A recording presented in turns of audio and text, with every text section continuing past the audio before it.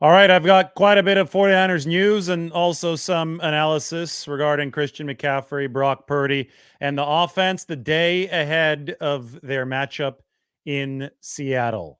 So here we go. Let's just take a quick look at the 49ers injury report, which is now official. Jordan Elliott, the defensive tackle, is out, and Charvarius Ward is officially listed as questionable. Some people are acting like the Ward news is a surprise. It shouldn't be. If you've been following along, Charvarius Ward has been on the injury report this week. I've been talking about it a lot.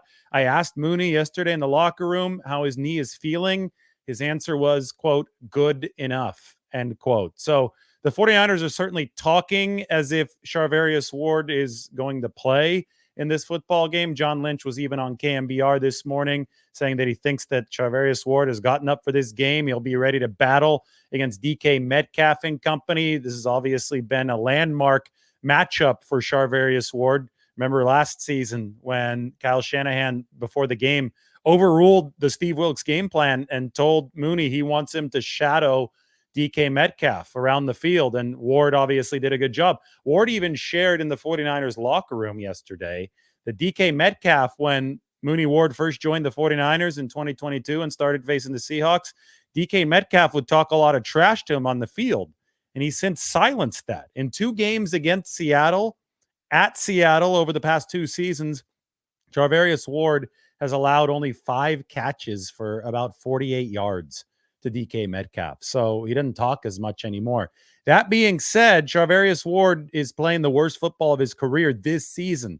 Right now, he's given up a passer rating of 99.5 into his coverage. He obviously hadn't been 100% right. He's been on and off the injury report. He's back on there with that knee bruise, and he's questionable for this game. The 49ers, this is one of the 3 spots I think the 49ers most need improvement at. It's from cornerback 1. Lenore has been awesome. I don't think Isaac Yiadom has been as bad as people are paying him out to be.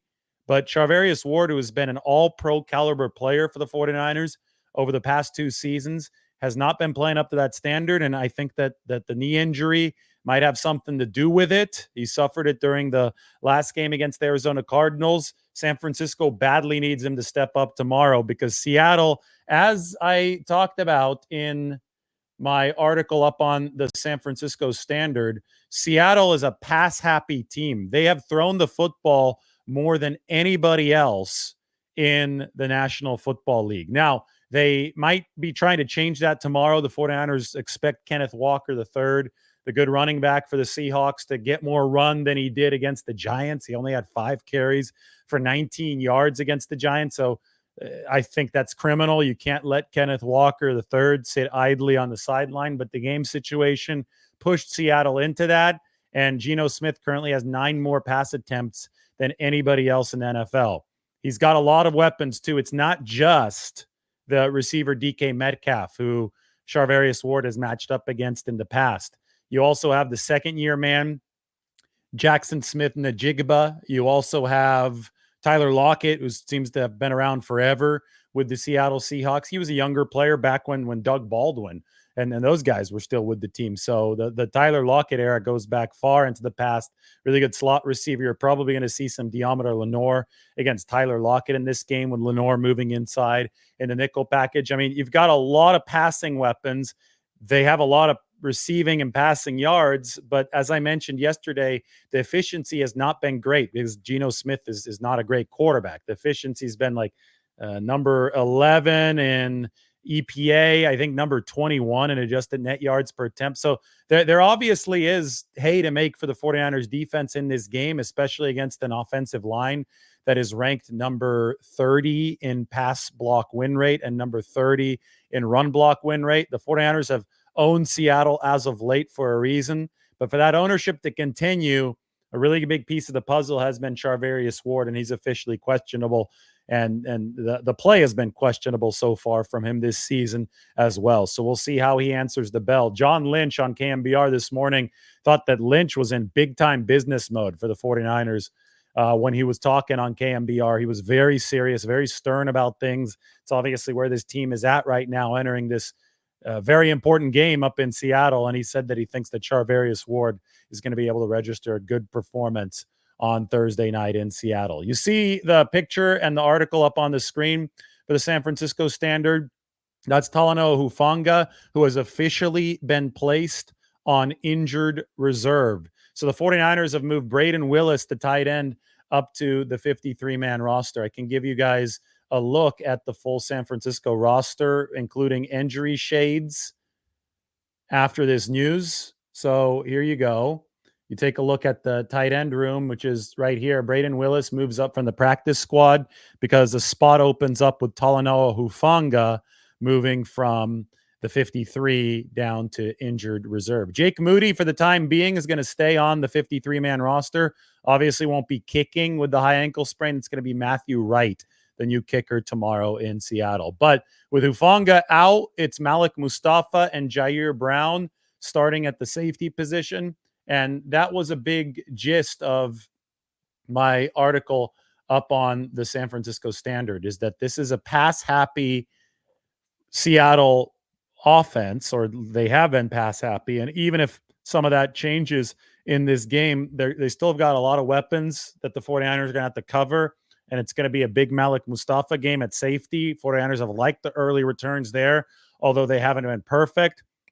And it's going to be Jair Brown, who I still think needs to take a step up in coverage. They haven't had the best safety coverage this year. I showed you a bunch of metrics and videos last week, and in articles up on the San Francisco Standard last week that showed some of those eroding pass coverage metrics from the 49ers safeties. So that's got to be tied together with better coverage also from Charvarius Ward on the back end for the 49ers. Anyway, this is the pre-Seattle update. And with that, I promised we'd talk a lot about Christian McCaffrey, and we're going to go ahead and do that right now. I think that a lot of the discourse surrounding McCaffrey, who can be back as soon as the game against the Chiefs, by the way, not saying he's going to be back against the Chiefs, but it's starting to become more and more possible as this month progresses. Then it's just going to become an issue of management for the 49ers to make sure that inflammation doesn't return in the Achilles tendonitis. But so many people are not grasping McCaffrey's importance to the run game,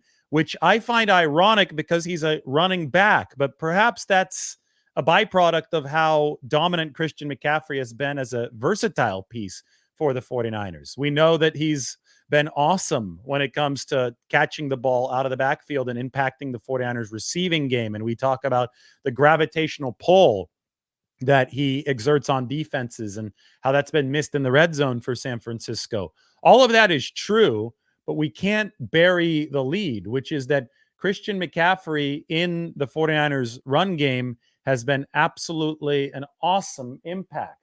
And I was responding to Emmanuel Acho here. He was saying, I think he was looking at some tape of Christian McCaffrey, and he was looking, watching some of the tape of Jordan Mason in the 49ers run game, and he felt that they were missing some opportunities. Well, they obviously are. This is the 49ers rank in rushing efficiency, and I don't think that people in general, because Jordan Mason has a lot of rushing yards, I don't think that people, though, are focused enough on this. In 2022, before the 49ers picked up McCaffrey, when Jeff Wilson Jr. was their top running back, they ranked number 23 in rushing efficiency. After they picked up McCaffrey in the trade with Carolina, they improved from number 23 to number 2. Last season, they had McCaffrey all season. They ranked number 1. This season, without McCaffrey, they're back down at number 20. So, without Christian McCaffrey, 49ers over the past 3 seasons have been a rushing team that's ranked in the 20s in rushing efficiency. With Christian McCaffrey, they've been a top 2 rushing efficiency team. When we're talking about a Kyle Shanahan offense, rushing efficiency is everything. That is the basis for the play action that they run. That's the basis for the yak that they're trying to set up. And the 49ers rank dead last in the league in yards after the catch right now. Number 32, only 4.0 yards per completion in yards after the catch for the 49ers. Take a look at this. This to me is fascinating. This is the throw chart for Brock Purdy in 2024 versus what he looked like through the first 5 weeks of last season. First off, you'll notice there are no red dots on the right side. That was the first 5 weeks of last season over here.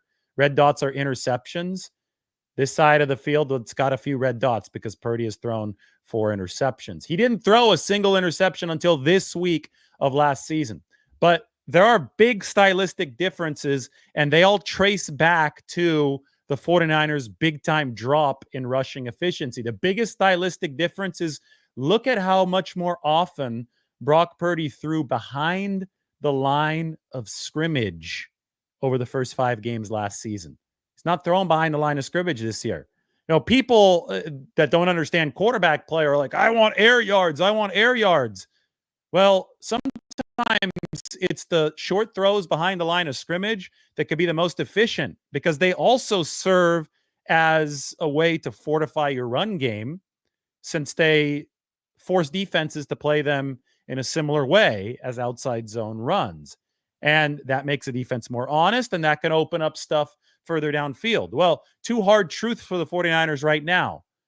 With them not running the football nearly as efficiently, and with defenses shading the middle part of the field, because that's where Brock Purdy liked to throw last season, the 49ers have been unable to execute or even attempt a lot of the short game behind the line of scrimmage that they did last year, and they've had to widen out the offense. As you can see, this little cluster down the left seam where Brock Purdy was throwing a lot of completed passes early last year, they're not throwing there anymore. That cluster's moved further out. The offense has had to widen as the 49ers have operated here in 2024. So things are fundamentally different for what Brock Purdy has had to do without the rushing impact of Christian McCaffrey and without the receiving impact of Christian McCaffrey. And one of the staggering stats is that Brock Purdy is throwing into tight windows this year at about twice the rate that he did last season. So I know this is all complex stuff.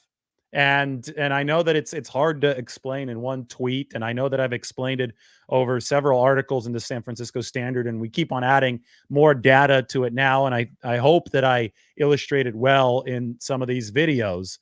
But the 49ers offense is fundamentally different without Christian McCaffrey. They still rank number 5 in pass offense efficiency.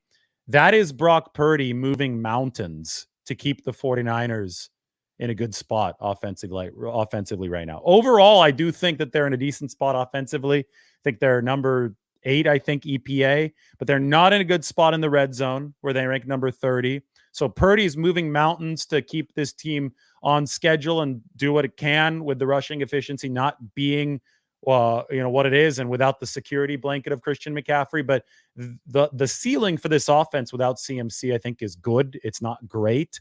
And in the red zone, we're seeing a lot of those deficiencies rear their ugly heads. This is another good supporting graphic. Look at this. These are run and pass block composite rankings for the 49ers. So further to the right means that you're doing better run blocking. Further up means that you're doing better pass blocking. Typically, we've seen the 49ers as a better run blocking team than a pass blocking team. The pass blocking has actually been better than the run blocking this year. So that leads back to the lack of rushing efficiency. It's not just Jordan Mason. It's the 49ers aren't run blocking as well as they have in the past. The good news is that they're pass blocking better than they have maybe at any time in the Kyle Shanahan era. We'll have to see how this plays out, but ESPN's pass block win rate loves the 49ers. The other 2 composite grades, PFF and Sports Information Solutions, SIS, they have them at 72 and 70. ESPN has them at 96 pass blocking. The composite is good to rank 10th for the 49ers. So the pass blocking is good, but again, they've got to get the run game going at a more efficient level. And people cannot be fooled by the fact that the run game has generated a lot of yards because it's the efficiency that has been lacking. It's been in the 20s with McCaffrey. It was top 2. It's not to say that Jordan Mason's doing a poor job, but Jordan Mason's a backup running back with certain limitations compared to what Christian McCaffrey, a totally elite running back, has been able to bring to the table. And this could lead to larger discussions about how the 49ers construct their roster. I think it helps color the fact and the trend of them liking to use valuable draft picks on running backs, because when you've had Christian McCaffrey at those in the lineup and you're performing at an elite level and you aren't without him, well, it makes sense that you need elite talent at the running back position to make this offense click the way that Shanahan has. It helps explain why they stick Deebo Samuel in the backfield when they really need to. They don't like going to backup below Jordan Mason. It's because you need premier production in the backfield for this offense to work. The results speak for themselves. In general, the goal for the 49ers when they are facing a defense to get Brock Purdy going, you'd rather face a zone defense. But zone defenses in general are better against the run. So the 49ers right now, that they're not, if you're not running well enough, you're not going to be able to get a defense out of man coverage. And if they're in man coverage, your pass offense is not going to be as efficient. This is another cool chart. This is charting quarterback versus man coverage and quarterback EPA versus zone coverage on the y-axis. So the quarterback is more effective against zone, the higher up his logo is. He's more effective against man, the further to the right his logo is. You could see Purdy's right here in the middle. He's been good against zone. He's been average against man. So the 49ers want to get opposing quarterbacks out of man coverage, and that means making them pay for being in man coverage through the run game. But if your rushing efficiency isn't good enough to do that, it's going to be hard to get them out of man coverage. You need to get them into something that's built to stop the run, and that is zone coverage.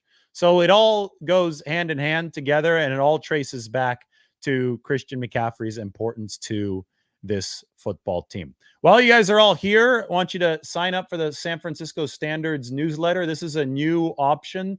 We've actually put the link for this into the description, but you can go down here. You can type in sports updates. You could put in your email address.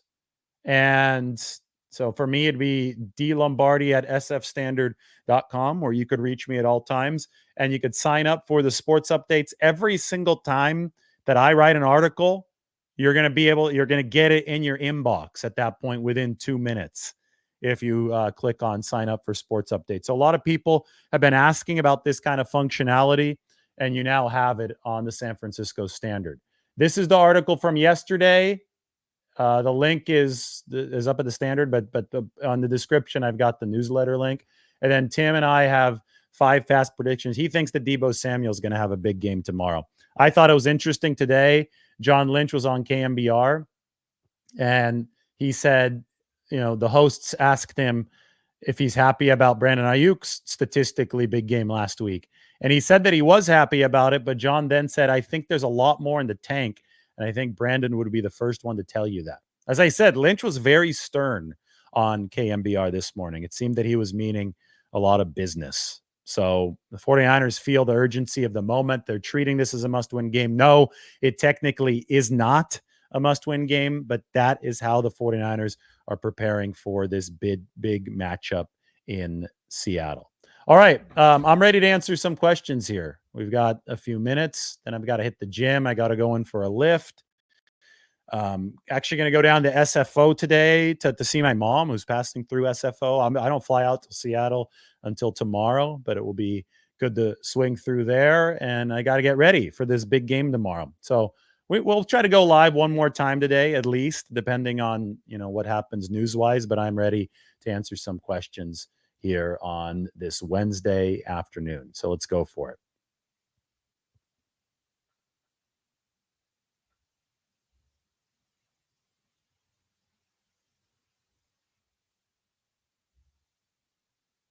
This is an interesting thought. Can the 49ers use McCaffrey in the red zone only? Here's the thing. If he's healthy enough to play, he's going to be healthy enough to play. There's either inflammation or it's not. I guess what you're getting at is if the workload is really big over the course of the game, does that raise the chances of inflammation? You'd have to talk to a doctor. I'm not going to pretend to be one. I do think that they will incrementally build McCaffrey's playtime workload once he does return. So maybe some of the early snaps do start in more important areas of the field, like the red zone. But that is just me speculating at this time. But I mean, he's so important in the red zone. I've gone through the graphics for you. You want Purdy passing against zone and not man coverage. You got to punish the man coverage, and the rushing efficiency just hasn't been good enough yet for the 49ers. There's so much complaining about the play calling for the 49ers. Guys, it's not the play calling. It's literally the efficiency that they're delivering. Case in point, they called a run when, if everybody wants more runs, that was a run that Jordan Mason fumbled on when the 49ers had a chance to seal the game at 23-21. So the efficiency of that run was terrible.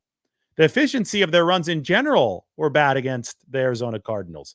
They only had a 30% success rate on the ground. Arizona had a 52% success rate on the ground. I mean, it was a negative efficiency game rushing-wise, and that's not going to cut it the way that this 49ers offense is running.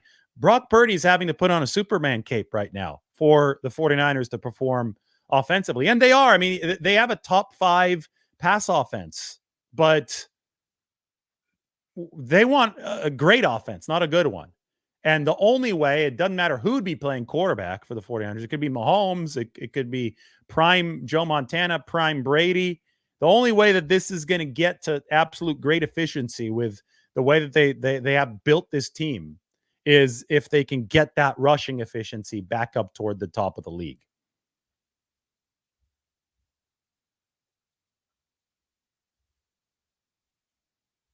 Can the 49ers have McCaffrey and Mason on the field at the same time? Sure. They had Jeff Wilson Jr. and McCaffrey on the field at the same time back against the Rams before they traded Jeff in 2022. After they had acquired McCaffrey, before they traded away Wilson, there was a little bit of an overlap there. And I do remember there were a few formations where both of those guys were on the field.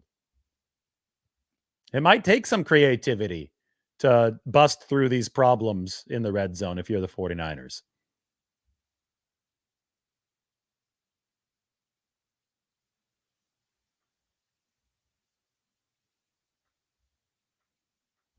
Do I think that Kyle will use Mason in more screenplays or play action pass? Well, you've got to, again, screenplays and play action, that run has to be more successfully established. You've got to get defenses into formations that are a little bit more vulnerable to the screenplays. Like, to me, this right here is the most staggering chart that I've seen so far for Brock Purdy as far as throw distribution. They're not running those screens and those short passes. That's this year on the left. Last year, they're running a lot more stuff behind the line of scrimmage. They need to get defenses into a place where they could run this more effectively. And I think that's tied in with how well they could run the football, how efficiently they can run the football. That needs to get a little bit better. Now, I'm not saying it's been all bad with the run game. I mean, there just needs to be a delineation when we talk about rushing yardage and rushing efficiency. And Mason's done a lot of things well.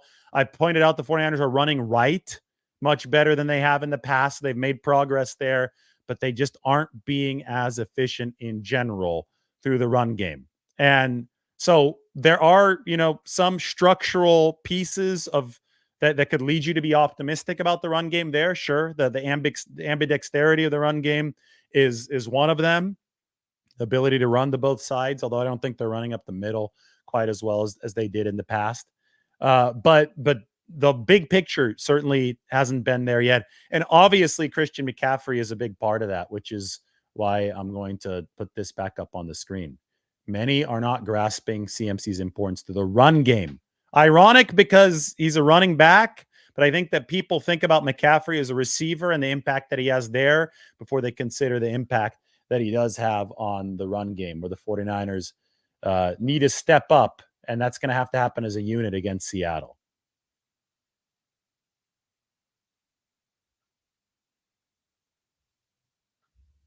Luis thinks that Mason was not patient enough versus the Cardinals and was not following his blocks. There was a lack of execution in the passing game as well. Yeah, with some of those drops. It was definitely not a problem with the play calling. Play calling is just such an easy cop-out for people who are angry and emotional to say, they got to call plays better. It's not like Madden. It really isn't. Shanahan is one of the best in the game at play calling, and the numbers and the data and the film, they all support the same thing. You could look at it, and I've showed, if people still aren't grasping it after all the graphics that I've shown you, I don't know what else to tell you, but play calling is that, just yelling, play calling over and over again. I don't want to call it fake smart because it doesn't even seem to be faking being smart. It's just lazy. It's a lazy analysis.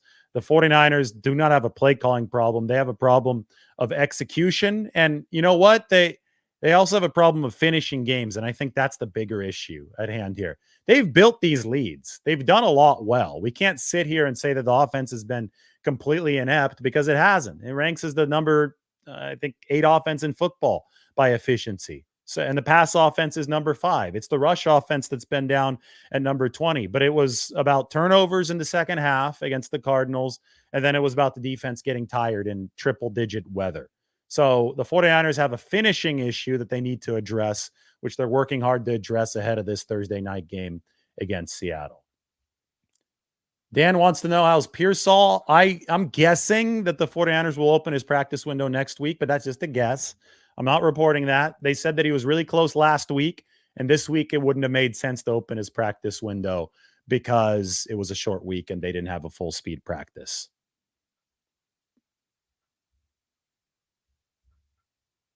Kyle Juszczyk had been more involved in the past game. I don't think he was targeted this past week, but I agree with you.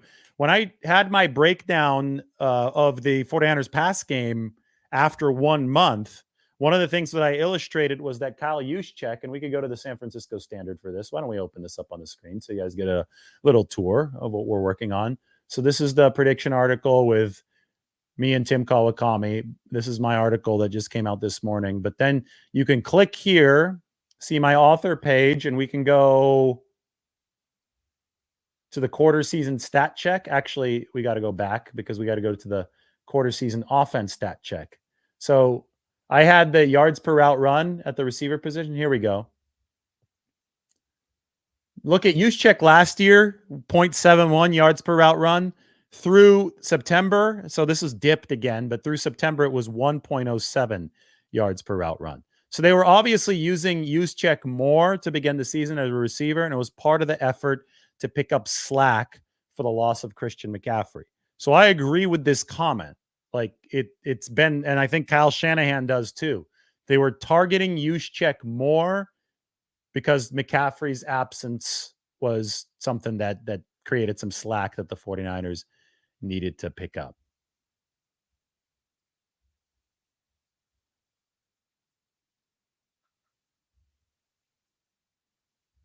Congratulations to Aaron. He's going to the game tomorrow. It's going to be his first game of the Shanahan era. His last game was the season finale of the 2013 season. So are you saying the regular season finale, or was it the finale? Because that was up at Seattle. Were you at the NFC Championship game that year? I'm sure that was a bad memory for you if you were. That was the Richard Sherman tip game. Tipped it to Malcolm Smith.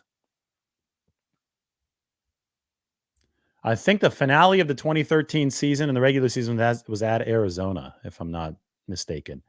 I wasn't covering the team yet, but I was following them, and I think they won a close game. No. The finale of the 2013... Actually, the home finale was the final game at Candlestick against the Falcons. That was on December 26th. But they played a week after that, and I believe that was in Arizona. You can tell me in the comment section. Regular season. So you were in Arizona. Falcons was Monday Night Football. That was week 15, and then week 16, Falcons was week 16. Back then, there were only 17 weeks, not 18 weeks. Cardinals was week 18. The pick at the stick. When I go to Sam's Burgers in North Beach, they got the mural. Right? It's not a mural. It's a panoramic photo of Navarro Bowman crossing the goal line on the Bowman pick. We got a cool little comment up here from Scott. Thank you, Scott. Really appreciate you. Just saw that. Helping me eat, man. I really appreciate it. Helping me eat. Thanks, man.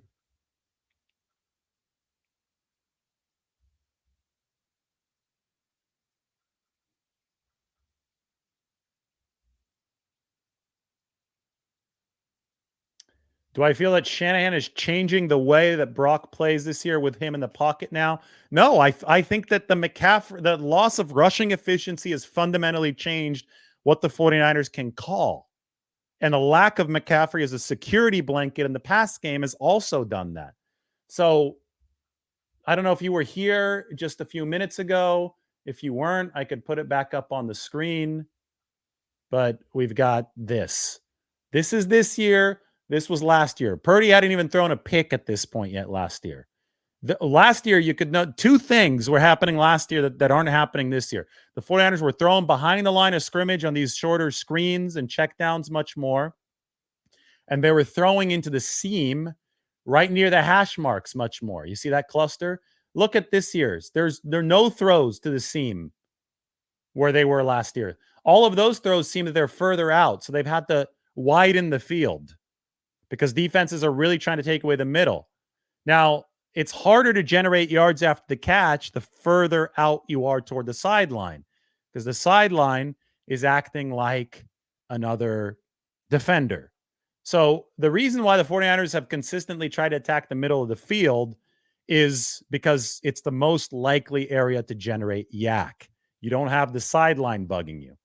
Defenses are pushing the 49ers closer to that sideline because they're hogging the middle of the field. Now, the one way to beat that is obviously the hit on the sideline. We've seen Purdy do a lot of that this year. He's got the arm to do it. So you've got to continue to win near the sideline. You can also try to win deep, which the 49ers have done a few times this season. But what you want to truly, I think, do is deliver enough in the run game so that you have defenses manipulated enough so they have to bite. They have to start biting toward the run game. They have to start playing zone coverage that gets them on their toes against the run. That's the way to combat it. So that way you can hit them with the pass game in more vulnerable spots. So everything always traces back down toward the 49ers' efficiency in the run.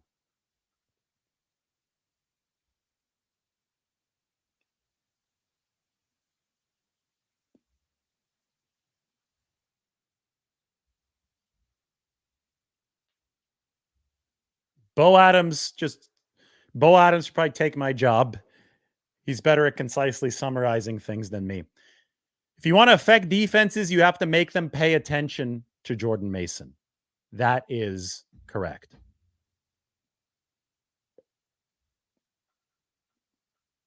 Kenny says more Debo running the ball in the red zone. I think you might see that tomorrow. They thought it was necessary in week 1 against the Jets. Debo scored the touchdown for the 49ers, and I think they're going to think it's necessary. This is a big, big game tomorrow for San Francisco. I think they're going to find it necessary again.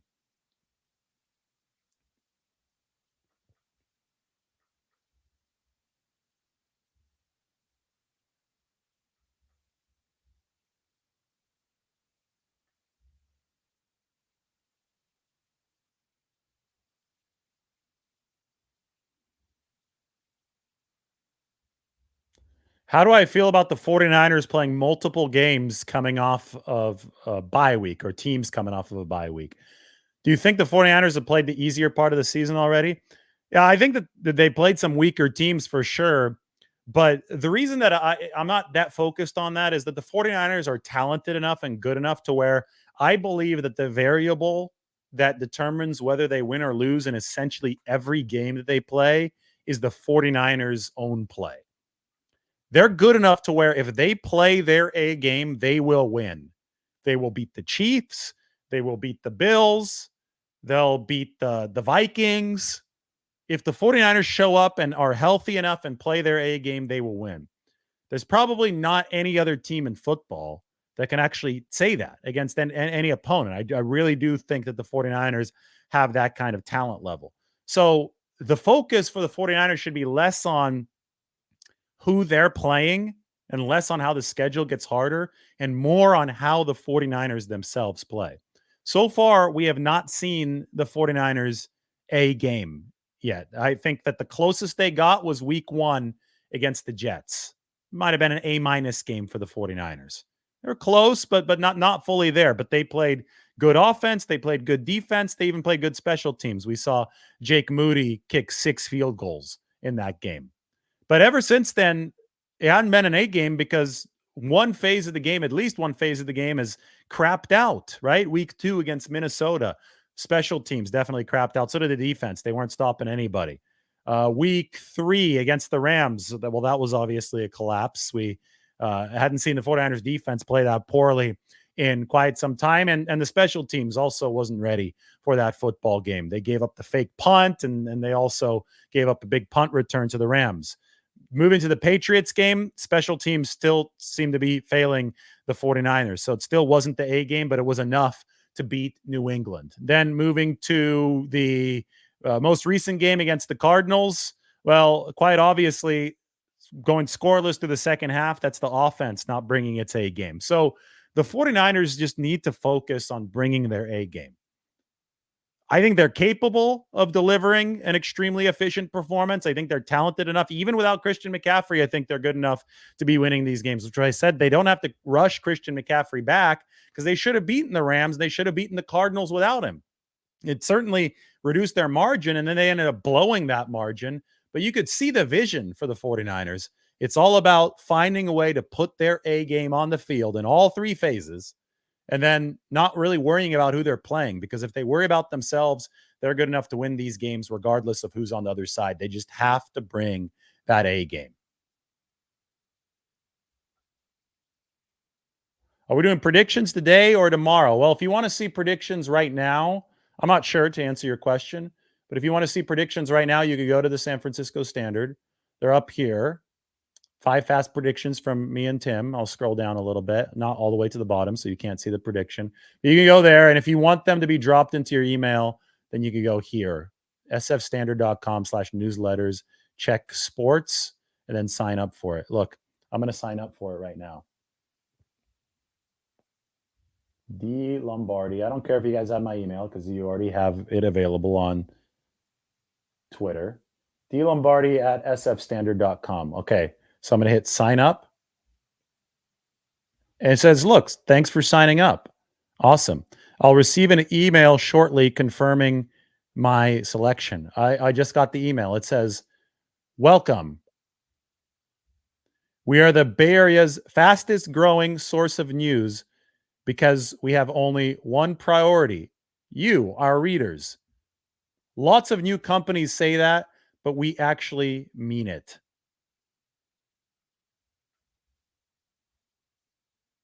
So there you. That's the Standard just emailed me. My employer emailed me after I signed up. And you could obviously also follow us all on social media. Anyway, to answer your question, prediction is coming either later today or tomorrow. I fly out in the morning to Seattle, but I may give you a prediction ahead of the game. I'm going to go to Paseo, get one of those great Caribbean sandwiches up there in Seattle. It's going to be awesome. Oh, breakfast was good this morning. Got to share that as well. That's on the phone here. Let's open it up. Yesterday, and then I was also at Tunnel Tops Park yesterday, which was really cool. I got to share a couple things to my computer. Put this up on the screen. But to answer your question, timing is flexible.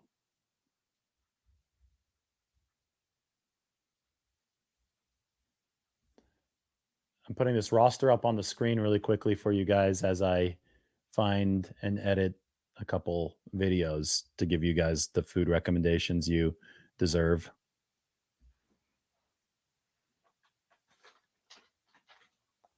So the food this morning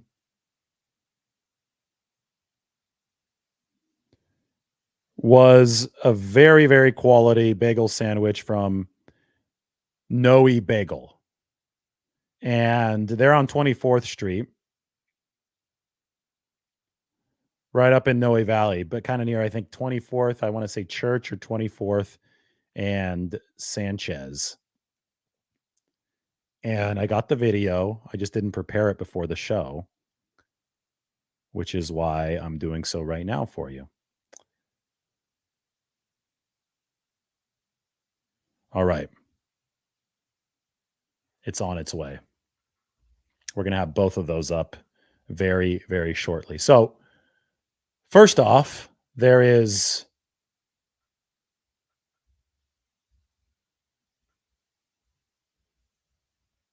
here it is. Welcome to Noe Bagel in San Francisco. That was the breakfast sandwich today. My first time there, and I was really happy with it. Bacon, egg, cheese. As you know, we always add avocado. So that was very good. And second off, we got to show you where I was yesterday. And this is going to be featured in some more videos as time goes by. But that's Tunnel Tops Park. It's relatively new. Awesome, awesome spot. Now, this was on a Tuesday morning. Weather wasn't quite as good this morning, but I think the sun is back out in the city. So we're going to have to head outside before we head to Seattle, where it always seems to be dreary. It's going to be cooler in Seattle, that's for sure. Isn't that something, though? Right in our backyard here. Pan over to Alcatraz. Now, the bet is still on. It's not well, I guess we could call it a bet. If the 49ers win the Super Bowl this year, I've got to swim from Alcatraz. I said without a wetsuit. I'm regretting that part of it. But, I mean, right now the 49ers aren't living up to the challenge, so it's okay. We got to do that, and we got to live stream it. Maybe on the day of the parade. But the 49ers are 2-3 right now, and they've got a lot of turning around to do. That's why looking at past seasons is what can give them some strength at this point of the year. It is this game against the Seattle Seahawks that I think can really set a tone and right the ship. I said that the tone for this 2024 season would be set by this 2-game stretch against Arizona and against the Seattle Seahawks. Well, bad start against Arizona, that's for sure. Tomorrow night against Seattle, the 49ers have a chance to take first place in NFC West. They can literally get back up to the top of things. It's a high upside, high downside situation, though, because even though you could be in first place in the NFC West by the time the day finishes up tomorrow, you can also be at 2-4 with an 0-3 record against the division and 0-4 against the NFC, which would be really bad for the 49ers. All right, everybody, sign up for the Standard. Check out that link for the email. You saw how easy it was. I put it up on the screen. I'm off to the gym. Got to get my pregame lift in. We'll talk to you guys very soon.